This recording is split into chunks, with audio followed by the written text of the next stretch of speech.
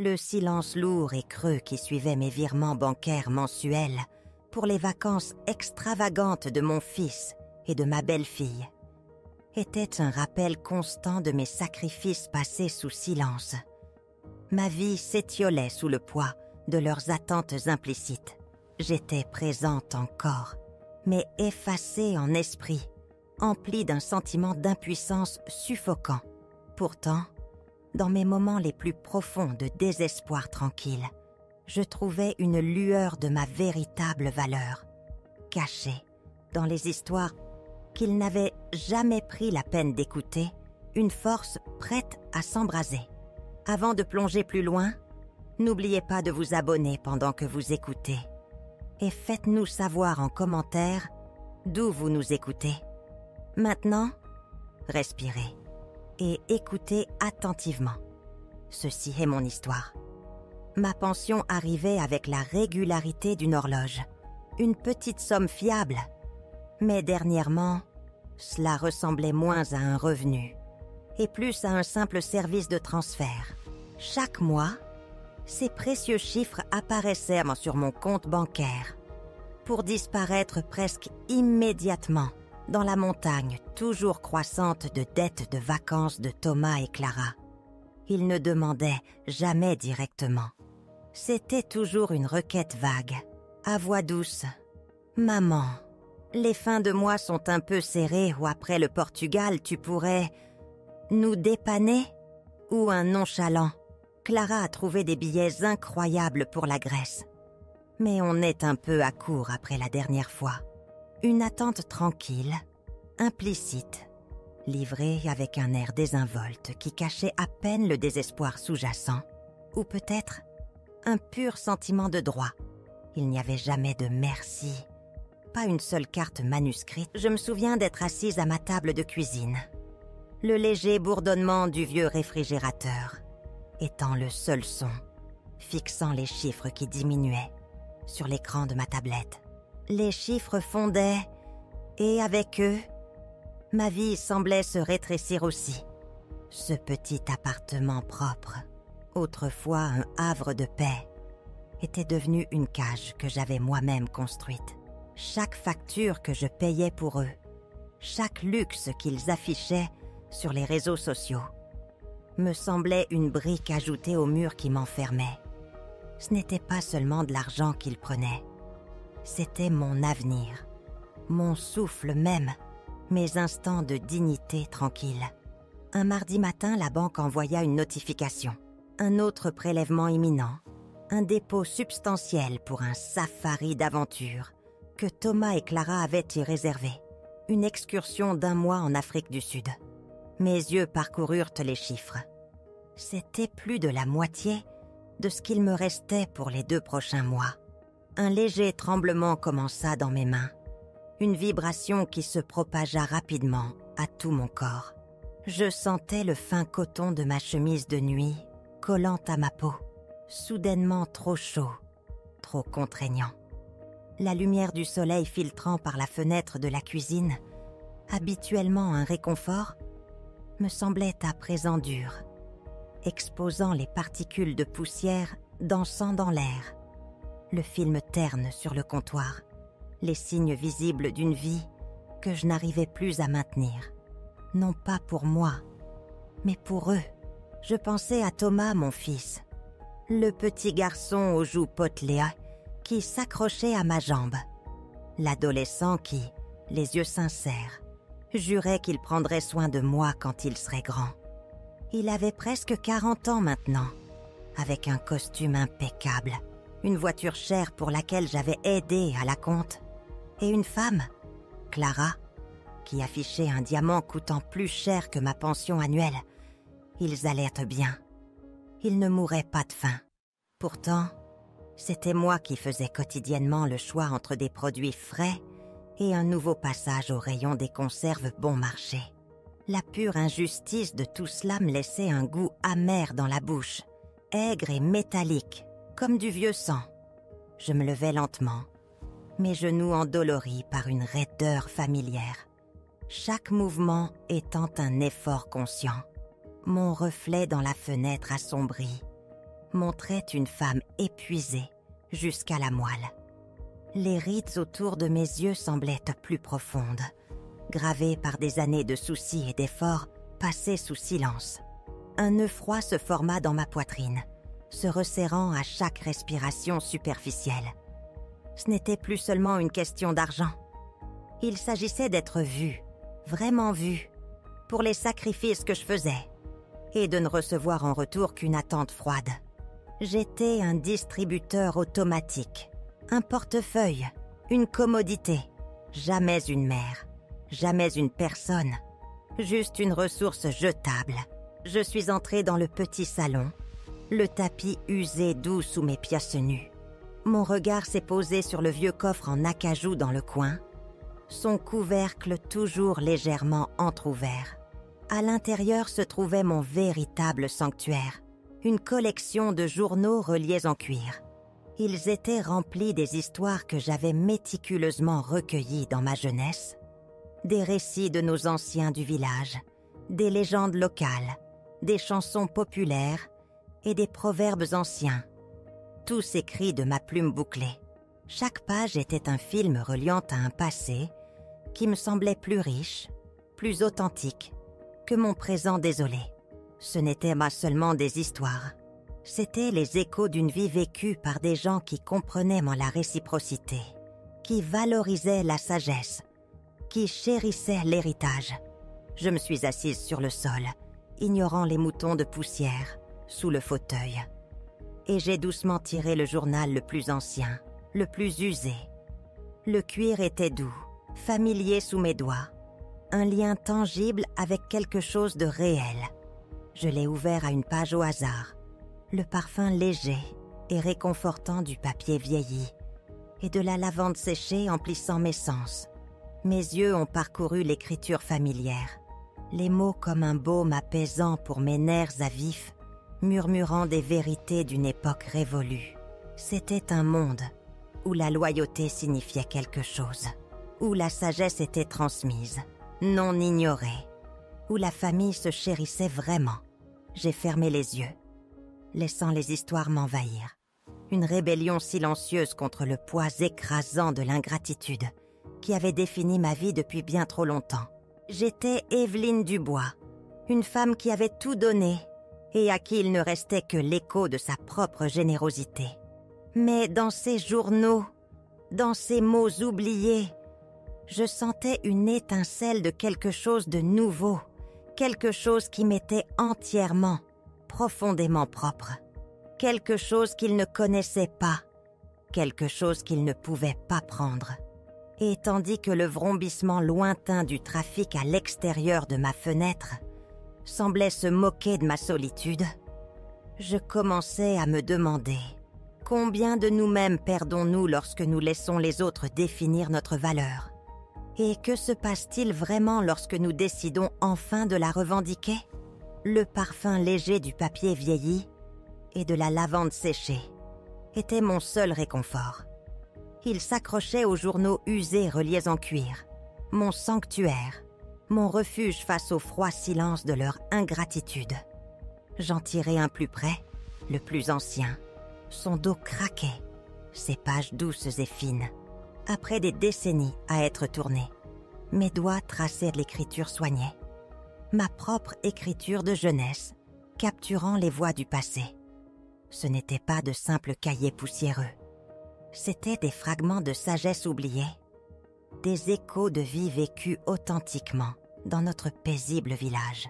Je me souvenais m'être assise au pied de la vieille Agnès, sa voix comme le bruissement des feuilles, racontant des contes à la lueur vacillante du feu, ou avoir patiemment tiré des énigmes de Marcel, le forgeron, ses mains noueuses mais son esprit vif comme l'éclair. Chaque histoire, chaque proverbe, chaque légende locale était un morceau d'histoire orale, méticuleusement enregistré.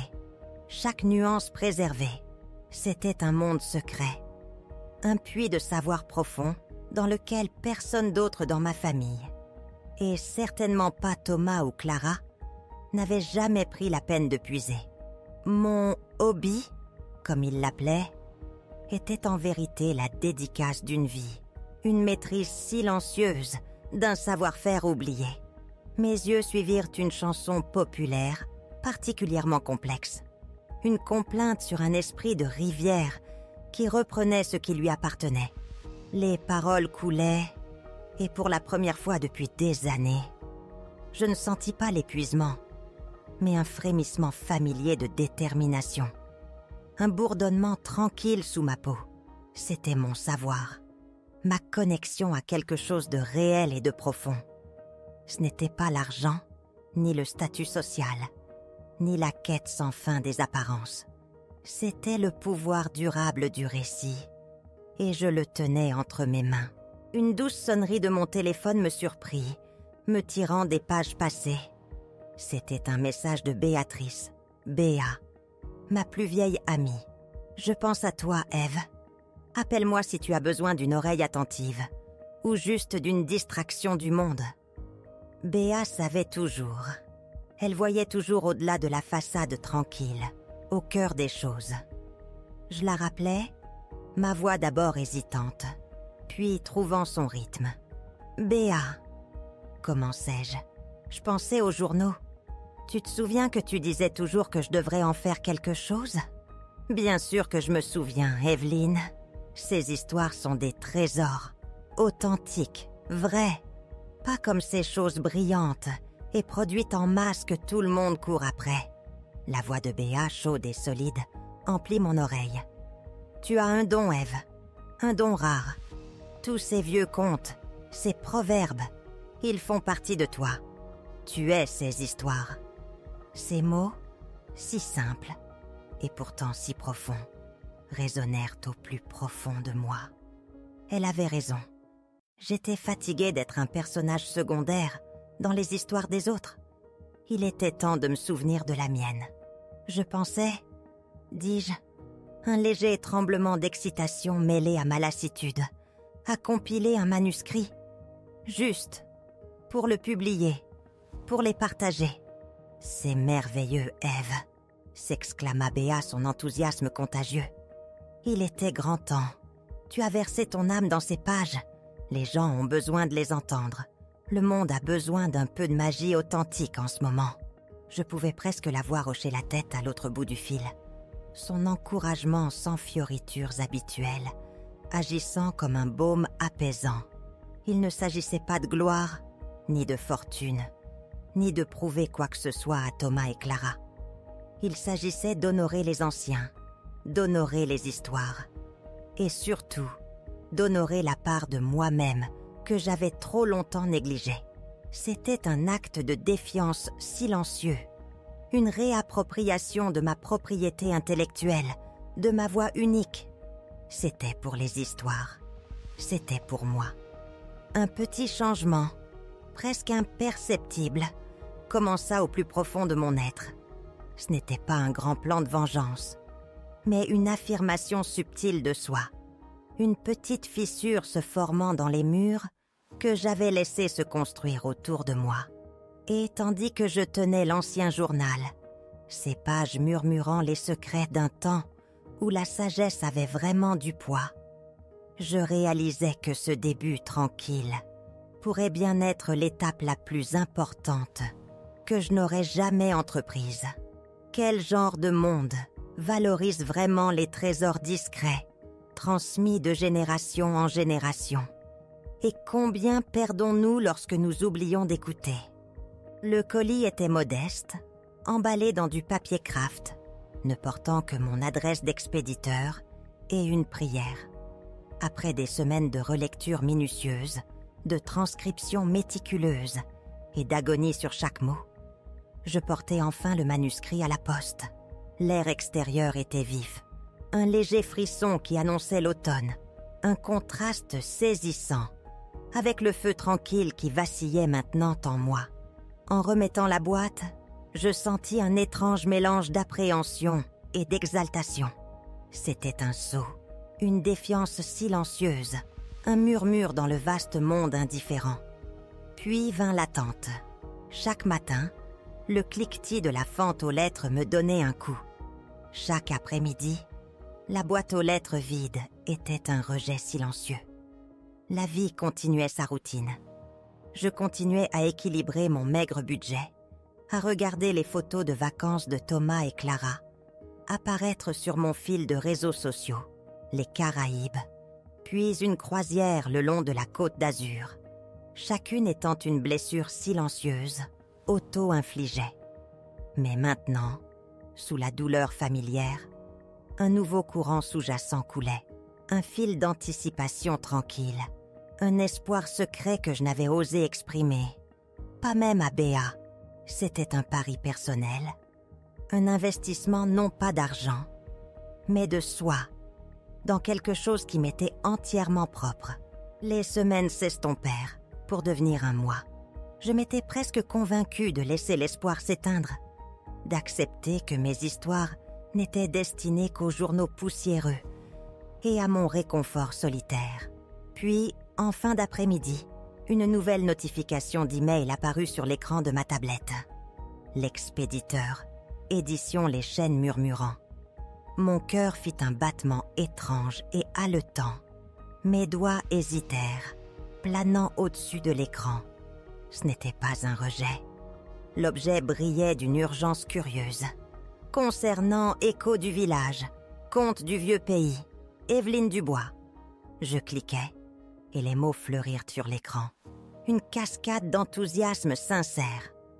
Arthur Lambert, l'éditeur principal, parla d'être enchanté, captivé, transporté. Il appela mon travail un joyau rare, louant son authenticité et sa profonde richesse culturelle. Mon souffle se coupa. Il voulait proposer un contrat d'édition.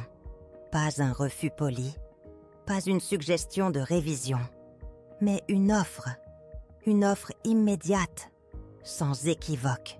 Je relus l'email 3 fois, les mots se brouillant à travers un soudain voile de larmes. Le silence dans mon appartement, autrefois lourd de solitude, résonnait maintenant d'incrédulité et d'une joie naissante. Les semaines qui suivirent furent un tourbillon d'appels téléphoniques avec Arthur Lambert, sa voix à la fois vive et bienveillante. Les contrats arrivèrent, étonnamment équitables. Je me retrouvais à discuter de l'illustration de la couverture, des stratégies marketing et des dates de publication avec une aisance professionnelle que je ne me connaissais pas.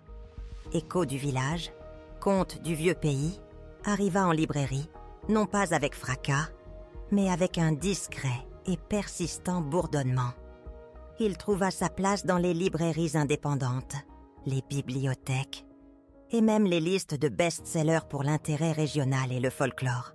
Les critiques louèrent son charme modeste, sa voix authentique, son pouvoir de transporter les lecteurs vers un monde oublié.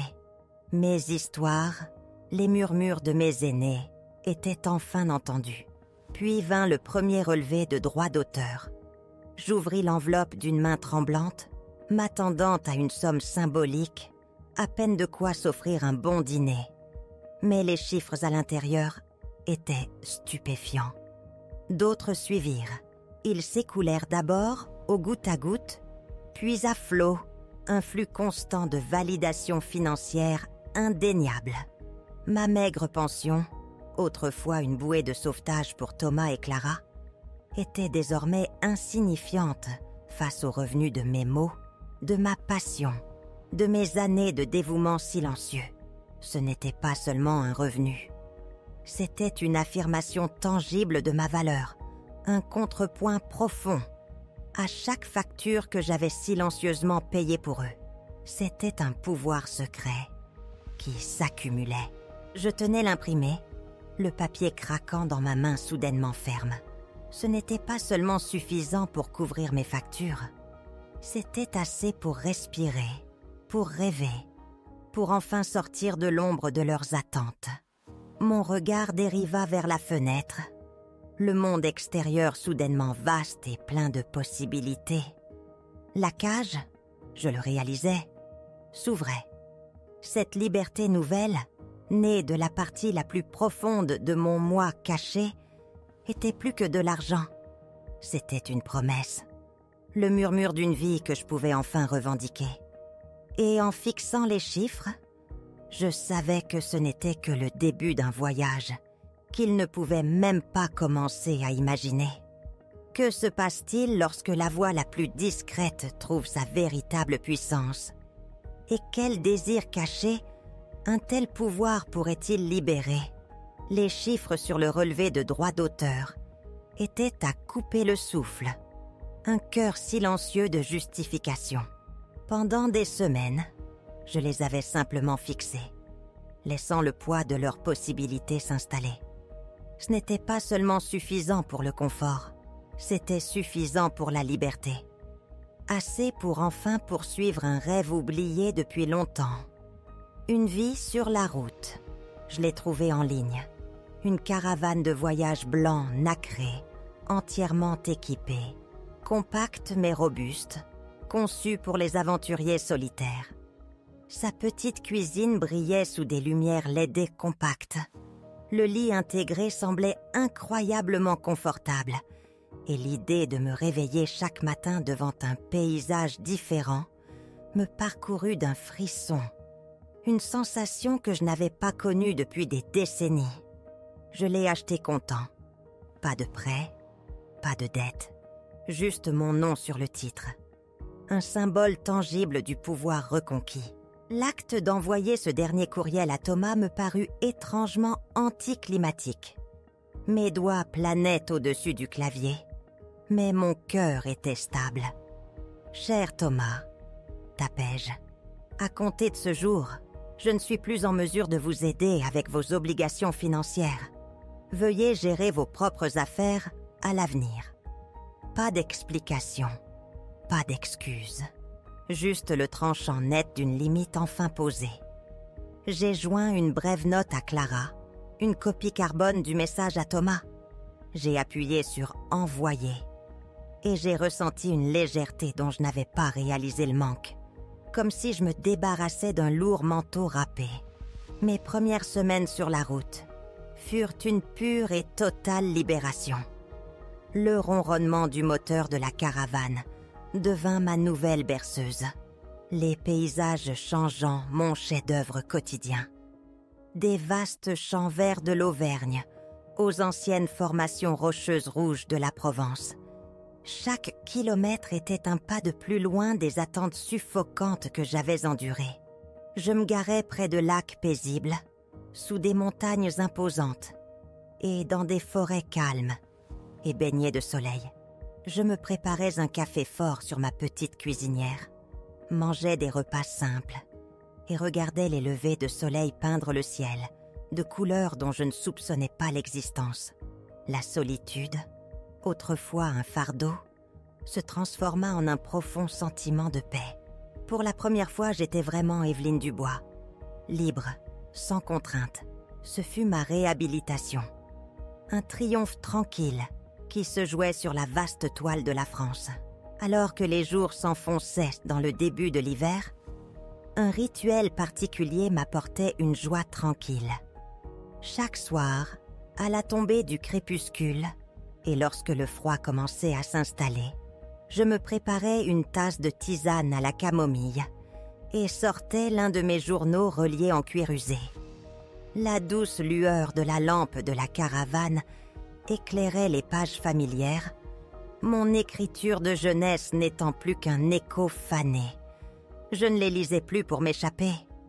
Je les lisais pour me reconnecter, pour me souvenir de la jeune femme qui s'était consacrée à préserver ces précieux fragments de la vie de nos ancêtres. C'était une réaffirmation de la richesse intellectuelle qui avait toujours été ma véritable fortune. Un trésor qu'ils ne pouvaient absolument pas comprendre. Une nuit d'orage, quelque part au cœur des bois tranquilles de la Bretagne profonde. La pluie fouettait les fenêtres de la caravane, le vent hurlant comme un esprit perdu. Le tambourinement rythmique des gouttes de pluie sur le toit, combiné au doux balancement de ma maison mobile, créait un cocon de solitude parfaite. Je pris le journal le plus ancien sur mes genoux, une copie de Écho du village reposant à côté, ses pages fraîchement imprimées, contrastant fortement avec les originaux fanés. Je traçai un compte particulièrement obscur, que j'avais recueilli auprès d'un vieil homme reclus nommé Père Hou. L'histoire elle-même était un récit fantaisiste, d'un gnome forestier malicieux. Mais alors que mes yeux parcoururent le texte familier, un motif étrange me sauta aux yeux. Une phrase récurrente, une séquence de chiffres apparemment aléatoires entrelacés dans le récit. Une illustration étrange, presque imperceptible, glissée dans la marge du dessin original. Mon souffle se coupa. Ça a fait tilt. Un frisson froid parcourut ma colonne vertébrale, non pas à cause du froid ambiant, mais d'une réalisation choquante qui se faisait jour. Les contes populaires n'étaient pas que des histoires, c'étaient des énigmes élaborées, transmises de génération en génération. Un code caché au sein même du récit. El Titi laissait entrevoir quelque chose de bien plus tangible, quelque chose d'une immense valeur, un héritage familial profondément lié au tissu même de l'histoire oubliée de notre village. Mon cœur commença à battre la chamade, une pulsation frénétique contre mes côtes. C'était plus qu'un simple livre, c'était une carte. Et tandis que la tempête faisait rage dehors, je savais, avec une certitude glaçante, que cette découverte avait mis en mouvement un jeu bien plus grand, un jeu dans lequel mes enfants ingrats allaient bientôt trébucher sans le savoir. Quelle part de ce que nous cherchons est cachée à la vue de tous, attendant les bons yeux pour être vue? Et que se passe-t-il lorsque la cupidité rattrape enfin les anciens secrets? La caravane bourdonnait autour de moi, un cocon sûr, mais la paix tranquille était maintenant empreinte d'une réalisation glaçante. Les contes énigmes, le code caché dans l'histoire du Père Hou, vibraient d'un sens nouveau et urgent. Ma perception du monde avait changé. Chaque mot, chaque détail apparemment anodin de mon passé recelait soudain le potentiel d'une vérité profonde ou d'une tromperie insidieuse. Le secret de l'héritage était le mien, et le mien seul, mais une angoisse froide commença à s'insinuer. Je me suis surprise à rejouer de récentes conversations. Les rares appels de Thomas, toujours teintés d'une curiosité à peine voilée concernant ma soudaine indépendance financière. Les pics subtils de Clara, ses questions sur ma liberté retrouvée, livrées avec une douceur sirupeuse qui me donnait la chair de poule. Avait-il toujours été aussi transparent? Ou mon propre brouillard d'épuisement et d'obligation m'avait-il aveuglé? Un frisson me parcourut l'échine. La possibilité qu'il fasse des recherches, cherchant la source de ma richesse soudaine, se transforma en une certitude troublante. Je devais tâter le terrain, voir à quel point leur curiosité était profonde. Un après-midi, garé près d'un lac de montagne tranquille, j'ai appelé Thomas. Ma voix était légère, désinvolte. « Thomas, je réorganisais de vieilles boîtes de l'appartement, tu sais, pour désencombrer. J'ai trouvé le vieux coffre en bois de ma grand-mère. T'es-tu déjà demandé quels étaient les étranges symboles gravés sur son couvercle ?» Une pause. Pas le son précipité et distrait habituel de son bureau. Il s'éclaircit la gorge. « Le coffre de grand-mère ? Pas vraiment, maman. Pourquoi ?» Son ton était trop régulier, un tantinet trop calme. Une pointe de malaise dansa dans mon estomac. Plus tard cette semaine-là, un SMS de Clara apparut. « Evelyne, j'ai entendu parler de ton livre. Incroyable. Je me demandais juste, est-ce que tout cela vient de ces vieux journaux dont tu t'occupais tant? Ceux où tu avais des tonnes de notes? Thomas les a mentionnés. Le message était inoffensif en surface, mais la formulation désinvolte, la mention spécifique de tonnes de notes, la façon dont elle avait évité d'appeler cela un journal et fait plutôt référence à la matière brute. Cela me glaça le sang. Il savait, pas seulement pour le livre, mais pour la source. Mes notes méticuleuses, manuscrites. Mon esprit s'emballa. Comment aurait-il pu en obtenir une copie?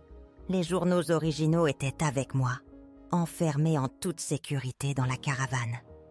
Avait-il fouillé mes affaires après mon départ?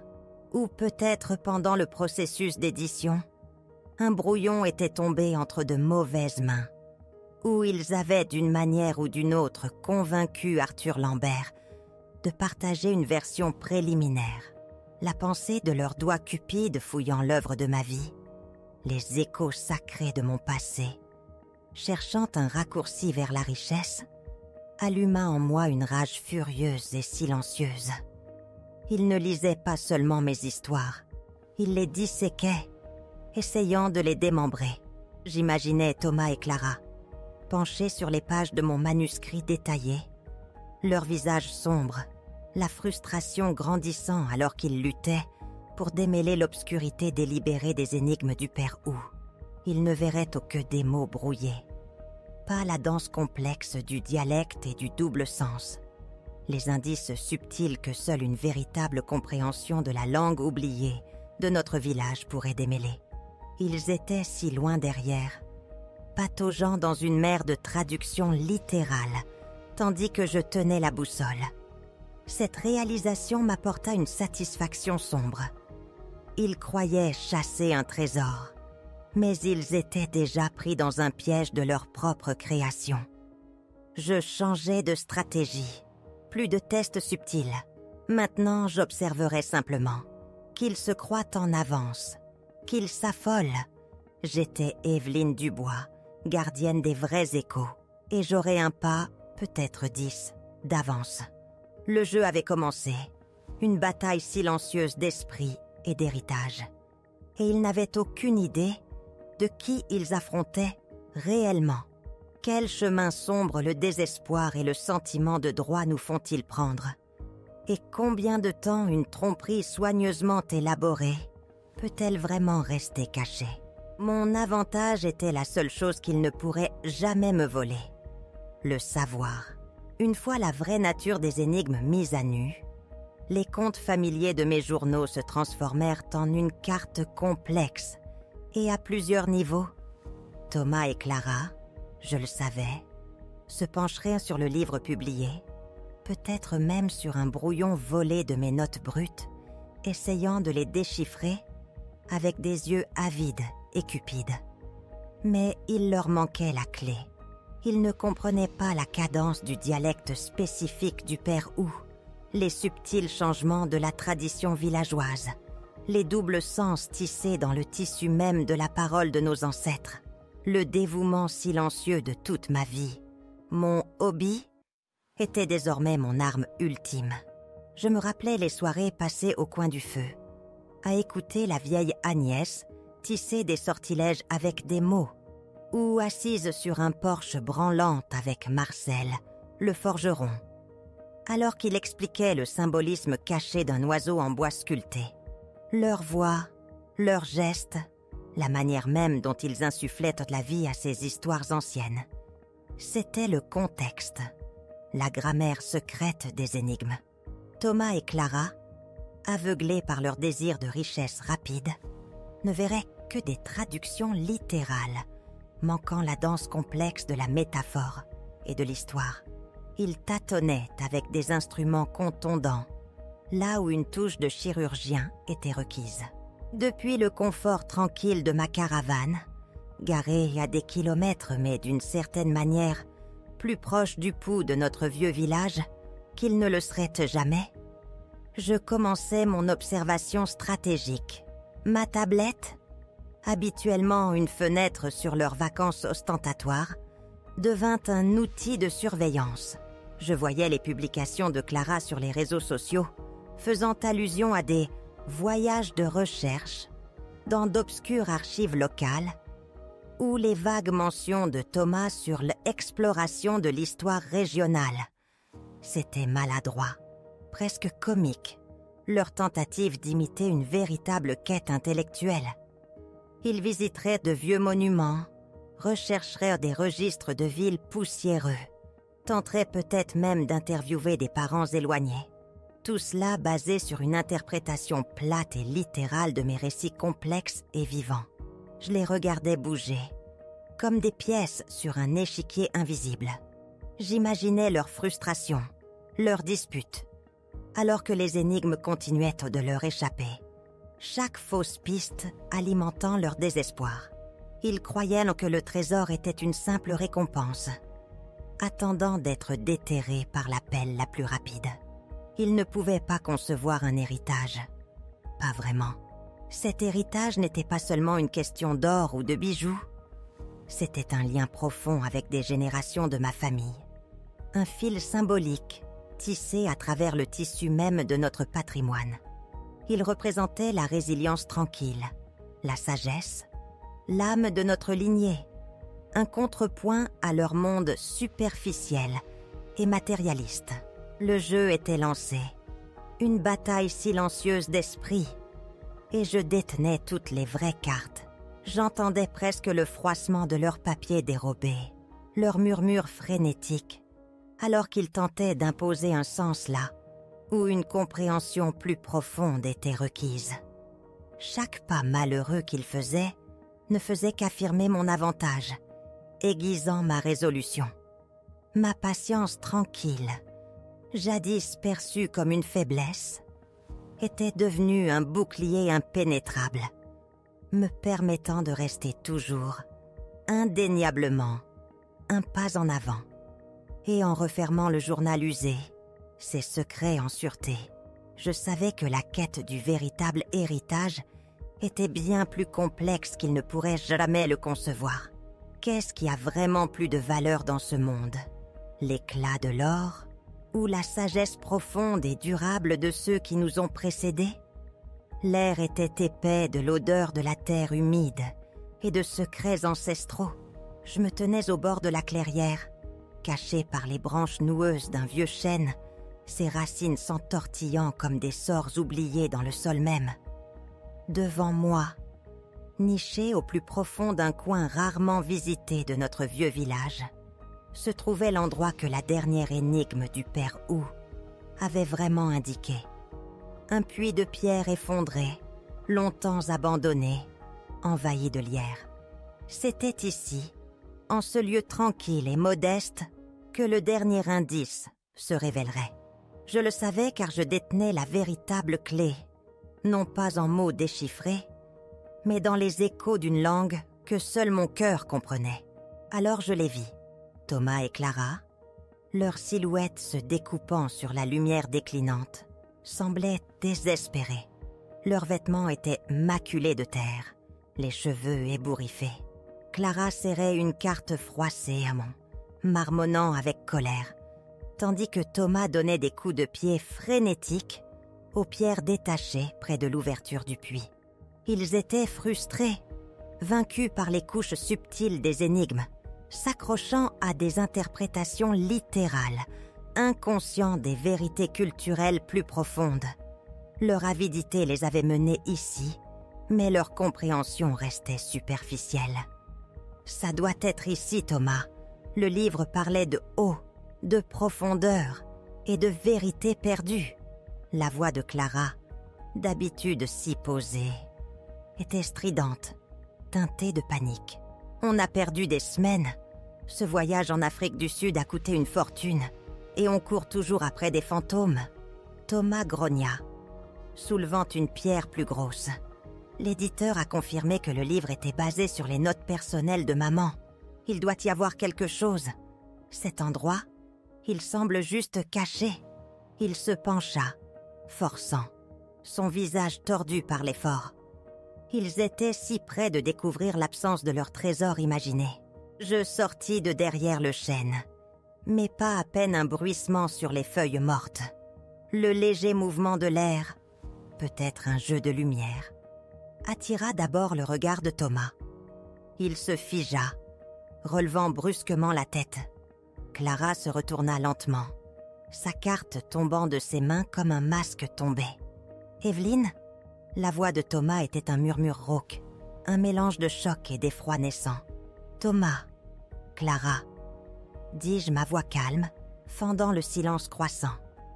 Il n'y avait pas de colère, seulement une puissance tranquille et résolue. « Vous cherchez quelque chose ?» Clara se redressa, ses yeux se plissant. « Qu'est-ce que tu fais ici? Tu nous espionnes ?» L'accusation était teintée d'une défensive désespérée. « Non, » répondis-je, mon regard inébranlable. « Je récupère simplement ce qui est à moi, ou plutôt ce qui a toujours appartenu à nos ancêtres. » Je marchais délibérément vers le puits, dépassant leurs silhouettes figées. Vous voyez, les histoires du Père Wu ne parlaient pas d'or caché à prendre. C'étaient des avertissements sur l'avidité, sur l'incompréhension de la vraie richesse. J'atteignis le puits, ne me penchant pas comme Thomas l'avait fait, mais atteignant une petite fente presque invisible dans la pierre recouverte de lierre, un endroit que je connaissais depuis l'enfance. Mes doigts trouvèrent la fraîcheur familière du bois sculpté. Lentement, avec précaution, j'en sortis une petite boîte en bois finement sculptée, sa surface lisse et usée par des siècles de manipulation attentive. Elle était modeste, mais sa présence emplissait la clairière d'une énergie profonde. C'était l'héritage, non pas d'une valeur monétaire, mais d'une signification historique et culturelle irremplaçable pour notre village. La mâchoire de Thomas tomba. Clara haleta, les yeux écarquillés, papillonnant de la boîte à mon visage. Puis de nouveau. « Qu'est-ce que c'est? Qu'as-tu fait ?» balbutia-t-elle, sa voix à peine un filet. « Ce que j'ai toujours fait, Clara, » déclarai-je, tenant la boîte délicatement. « Protéger notre héritage. Vous avez vu ces histoires comme un plan pour un profit rapide. Vous n'avez pas compris le vrai sens des énigmes, la vraie langue de notre passé. Vous ne pouviez pas. Vous n'avez vu que ce que vous pouviez prendre. » Thomas retrouva enfin sa voix. « C'est un piège. Où est l'argent? La fortune que tu cachais ?» Son visage se tordit d'un mélange de confusion et de rage. La fortune, Thomas, c'était la valeur de ces histoires, leur richesse culturelle, partagée à travers mon livre. Expliquai-je, ma voix ferme. Et le seul trésor ici, c'est ça. Un morceau de notre histoire, transmis pour être chéri, non exploité. Je fis une pause, laissant la vérité planer dans l'air, lourde et indéniable. Vous, en revanche, n'avez déterré que votre propre avidité.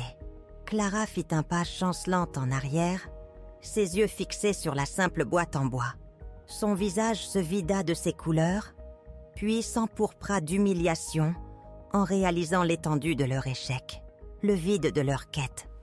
Ils avaient dépensé des sommes inouïes pour leur vaine chasse, seulement pour être exposés, les mains vides, par la femme même qu'ils avaient méprisée. Leurs plans, leurs illusions de richesse, soigneusement élaborées, volèrent en éclats dans la clairière silencieuse. La justice, je le réalisais, déferlait déjà autour d'eux, non pas avec un rugissement, mais avec une vérité tranquille et dévastatrice. Et tandis que la forêt commençait à s'obscurcir, je savais qu'ils commençaient enfin à ressentir le coup profond de leur sentiment de droit sans fin.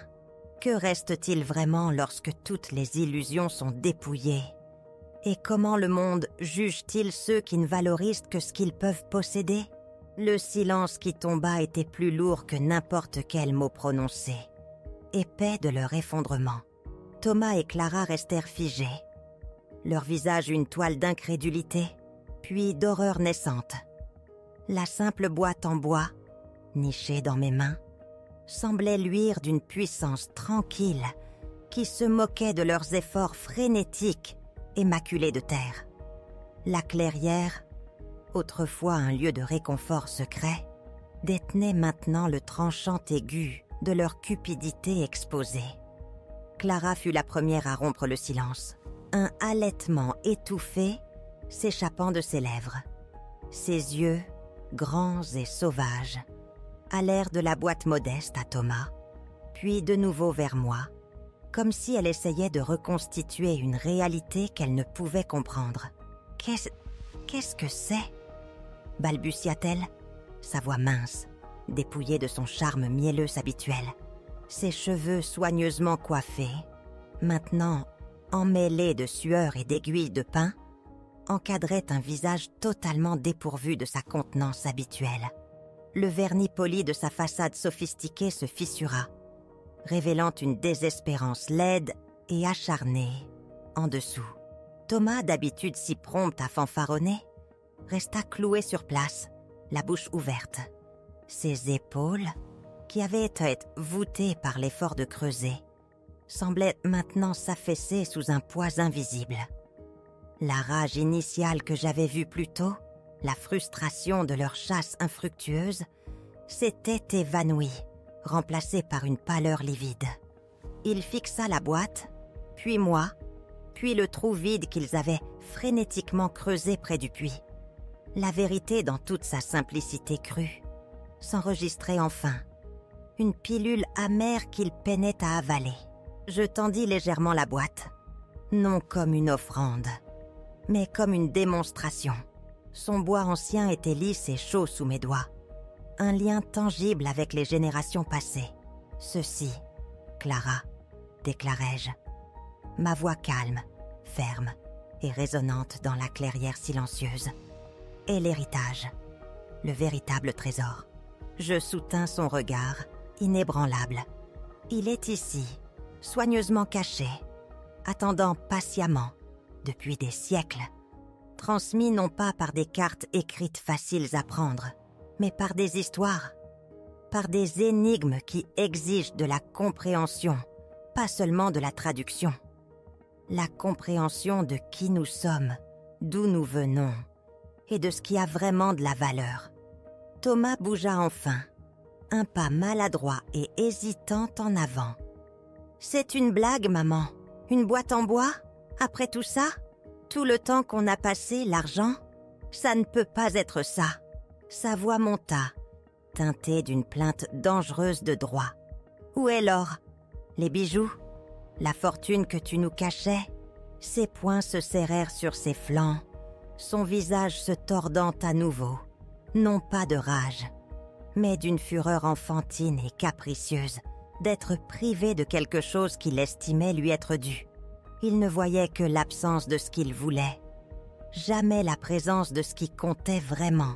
« Il n'y a pas d'or, Thomas, » répondis-je, ma voix inébranlable, chaque mot tombant comme une pierre dans l'air immobile. Pas de bijoux, la fortune, comme je vous l'ai dit, était dans le partage de ces histoires, leur profonde richesse culturelle, à travers mon livre. Le livre qui m'a permis de revendiquer enfin ma propre liberté. Le livre que vous avez survolé si négligemment, cherchant un raccourci. Mon regard se durcit, balayant l'un et l'autre. Vous n'avez jamais cherché à comprendre. Vous n'avez toujours cherché que votre gain personnel. C'est pourquoi vous n'avez pas pu voir ce qui était juste sous vos yeux. Les yeux de Clara papillonnèrent nerveusement vers Thomas. « Mais l'argent » murmura-t-elle, la peur crue de la ruine financière gravée sur ses traits. « Ton livre a rapporté tellement. Où est-il? Tu ne peux pas tout garder alors que nous sommes en difficulté. » Son sentiment de droit, enraciné et inflexible, fit surface même dans leur moment de défaite totale. C'était la même supposition sous-jacente qui leur avait permis de siphonner ma pension pendant des années. La conviction que mes ressources n'étaient qu'une extension des leurs, à prendre à leur guise. Mon argent, Clara, est mon argent, corrigeai-je, ma voix tranchante, une limite claire, enfin tracée. Gagnée par mes propres efforts, mes propres connaissances, ma propre passion. Quelque chose dont vous savez très peu de choses tous les deux. Je sentis les vieux schémas de culpabilité et d'obligation qui m'avaient tenue captive si longtemps, se briser enfin, se dispersant comme de la poussière au vent. Quant aux difficultés, c'est une conséquence de vos propres choix, de vos propres dépenses somptueuses, de votre propre mépris total de la responsabilité personnelle. Pas à moi de les régler. Plus maintenant. Le visage de Thomas devint cramoisi. Comment peux-tu dire ça, maman? Après tout ce que nous avons fait pour toi?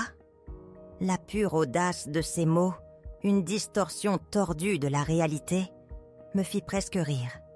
Il croyait vraiment qu'il était la victime, que ses actions, ses prises sans fin, étaient en quelque sorte un acte désintéressé. « Tout ce que vous avez fait pour moi ?» répétai-je, une vérité amère dans mon ton. « Vous voulez dire le silence qui accueillait chaque renflouement financier ? La supposition désinvolte que ma maigre pension était un fonds sans fin pour vos vacances exotiques ? La façon dont vous avez traité l'œuvre de ma vie, ces histoires sacrées, comme de la simple matière pour une chasse au trésor ?» Ma voix monta légèrement, non de colère, mais dans la force tranquille d'une vérité indéniable. Vous m'avez vu comme une ressource, un distributeur de billets, un fantôme commode en arrière-plan de vos vies dorées. Pas comme une mère, pas comme une personne, et certainement pas comme la gardienne d'un héritage que vous étiez trop aveugle pour valoriser. Clara tomba soudain à genoux. Non pas en supplication, mais dans une mise en scène dramatique et pathétique. « S'il te plaît, Evelyne, » implora-t-elle, sa voix se brisant, les larmes montant enfin à ses yeux. « Nous sommes désespérés, les dettes s'accumulent, nous pourrions tout perdre, la maison, les voitures. Le travail de Thomas est même en jeu. Cet héritage, il doit valoir quelque chose. Nous pouvons le vendre, nous pouvons te rembourser. Donne-nous juste une chance. » Sa performance était un stratagème désespéré, une tentative d'utiliser l'émotion là où il n'en restait plus. Elle voyait la boîte comme une marchandise, pas comme un lien. Je la regardais de haut, les larmes soudaines dans ses yeux, ne me touchant plus comme elle l'aurait fait autrefois. Les années de sacrifices silencieux, de leur profonde ingratitude, avaient bâti un mur impénétrable autour de mon cœur. En ce qui les concernait, cet héritage n'est pas à vendre, Clara. Déclarai-je, ma voix froide, dénuée de sympathie. C'est un morceau de l'âme de notre village, un témoignage de résilience et de sagesse. Il appartient à la communauté, pour être chéri et compris, non liquidé pour un profit rapide, afin de couvrir votre style de vie insouciant. Je me retournai, le dos à leurs formes stupéfaites et humiliées. Je vais le porter directement à la société historique du village, annonçai-je, ma voix portant clairement à travers les bois qui s'assombrissaient. Il sera préservé, honoré et partagé, pour ceux qui apprécient vraiment sa valeur. Je commençai à m'éloigner, chaque pas ferme et résolu, loin des ombres de leurs sentiments de droit, vers un avenir qui était vraiment le mien. Thomas rugit enfin, un son guttural de rage impuissante. « Tu ne peux pas faire ça, maman, tu ne peux pas, nous sommes ta famille !» Je m'arrêtai au bord de la clairière, tournant ma tête juste assez pour qu'il puisse voir mon profil. « La famille », répétai-je lentement, le mot ayant un goût amer sur ma langue. La famille est bâtie sur le respect, sur la réciprocité, sur l'amour, pas sur une prise sans fin et un droit supposé à la vie d'autrui. Tu as brisé ces liens, Thomas, pièce par pièce, avec chaque attente silencieuse, chaque sacrifice non reconnu. Tu ne m'as laissé que l'écho de ma propre générosité. Je me retournai complètement, mon regard balayant leur silhouette une dernière fois. Un adieu aux illusions que j'avais autrefois entretenues. Maintenant, je reprends mon écho et ma vie. Je m'éloignais, le doux craquement des feuilles, sous mes bottes, étant le seul son, les laissant isolés dans la clairière, qui s'assombrissait, entourés par les trous qu'ils avaient creusés en vain. Il ne leur restait rien d'autre que la poussière de leur quête vaine et le poids écrasant de leur propre cupidité mise à nu. La justice ne fut pas une confrontation grandiose et cinématographique, mais une vérité tranquille et dévastatrice qui les laissait à nu, exposés et vides. Il ne s'agissait pas de vengeance, mais d'équilibre, de l'univers corrigeant un profond déséquilibre. Mes décennies de sacrifices n'avaient pas été vaines. Elles avaient été le terreau fertile d'où ma propre force avait enfin éclos. De retour dans la chaleur de ma caravane, la simple boîte en bois reposait sur ma petite table, baignée dans la douce lueur de la lampe. Ce n'était pas de l'argent, mais c'était inestimable. Je la présenterai à la société historique du village, assurant son héritage pour les générations futures. Un véritable témoignage de la force tranquille et de la sagesse durable de nos ancêtres. Un contrepoint direct aux valeurs éphémères et matérialistes qui m'avaient presque consumé. Mon voyage continua. La route s'étirait devant moi. Non plus une évasion, mais un chemin de joyeuses découvertes. Chaque lever de soleil apportait un nouveau panorama. Chaque kilomètre, un sentiment d'approfondissement de moi-même. J'étais Évelyne Dubois, une femme qui avait été un distributeur automatique, une ressource oubliée, un sacrifice silencieux. Mais maintenant, j'étais une autrice, une aventurière, une gardienne de la sagesse ancestrale. J'étais libre. Libre de choisir, libre de respirer, libre de vraiment vivre. Et dans cette liberté, je trouvais une paix plus profonde et plus intense que tout l'or du monde. La révolution tranquille en moi avait atteint sa conclusion paisible. Ce n'était pas une déclaration bruyante, mais un profond changement interne, une réaffirmation de mon estime de soi née des cendres de la trahison. J'ai appris que la vraie mesure de la richesse n'est pas ce que l'on acquiert, mais ce que l'on préserve, ce que l'on partage et ce que l'on s'autorise enfin à être. Avez-vous déjà trouvé votre propre force face à une profonde ingratitude? Ou vu quelqu'un reprendre courageusement sa vraie valeur? Vos histoires et vos expériences sont si importantes et je valorise vraiment chacune de vos voix. Partagez vos réflexions dans les commentaires ci-dessous. Et n'oubliez pas de vous abonner pour rejoindre notre communauté dans ce voyage de découverte et d'émotion.